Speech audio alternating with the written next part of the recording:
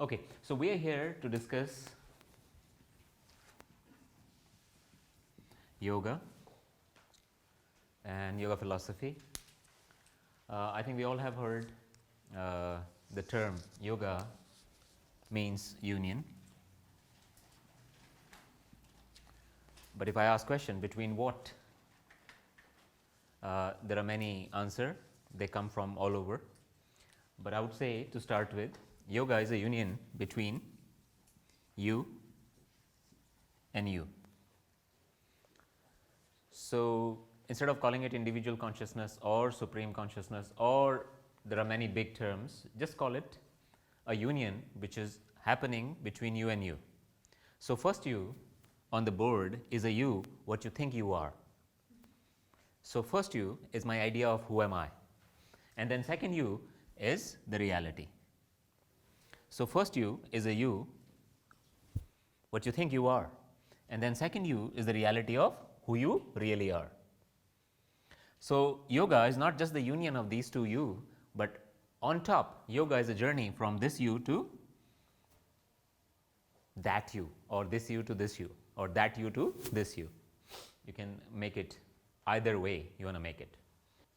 On top of this, there are many definitions of yoga, like there are different scriptures and they are trying to define yoga in a different order, but I would say it very differently, that we all are perfectionists looking for perfection. We all are perfectionists looking for perfection. What do you think about this statement? We all are perfectionists one way or another looking for perfection. So, the very first step or the very first statement here, that we all are perfectionists and looking for perfection, and I would say we are looking for perfection in action. Not just perfection, but we are looking for perfection in each and every action we make.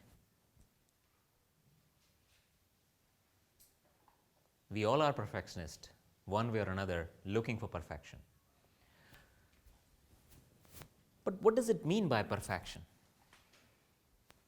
What does it mean by perfection? I went on using a term on the board, but it seems like there is a possibility that we may have different meanings of what perfection is. There is a possibility that 30, 40 odd people are sitting in this room with our own specific idea of what is perfection. So, anytime you talk about something ideal, is it a narrow perspective or a broader perspective? It is a narrow perspective. That means anytime we think of perfection and we think of a state which is ideal, it is too narrow actually to be in. Just to make it visible, I made it a little broader, but it is actually narrower than this. It is too narrow. And it seems like here comes the idea, like initially we all bend our head to go into this narrow line, but after some time when we struggle, we say, oh, it is not an idea, it is a myth, perfection, oh, I am not even agree with this statement. But initially we all have tried. Initially we all have tried, but just because we get tired after some time and it seems like, oh my God, it is impossible for us to be into this narrow hole. Now, look at the idea of perfection. Just compare it with the idea of beauty and handsomeness nowadays. I think cosmetic surgery is the highest growing medical field nowadays. Everywhere in the world, even in the small cities like Rishikesh, there are some cosmetic clinics now. And why it is so? Because they are using the same ideal state. There are people, they think like their nose is not that much sharp, so just go and have some sharp nose, sharpness in the nose. Or it looks like the face is little down, so just lift it up, make a cut, lift it up, have some stitches. Just go and put some Botox in the skin so we can remove the wrinkles. Change the color of the eye now and then. Many things are happening. In the name of what? Ideal state, perfection, because we all are perfectionists, and cosmetic surgeons or cosmetic clinic, they are using this urge of Like we all have this urge to be perfect.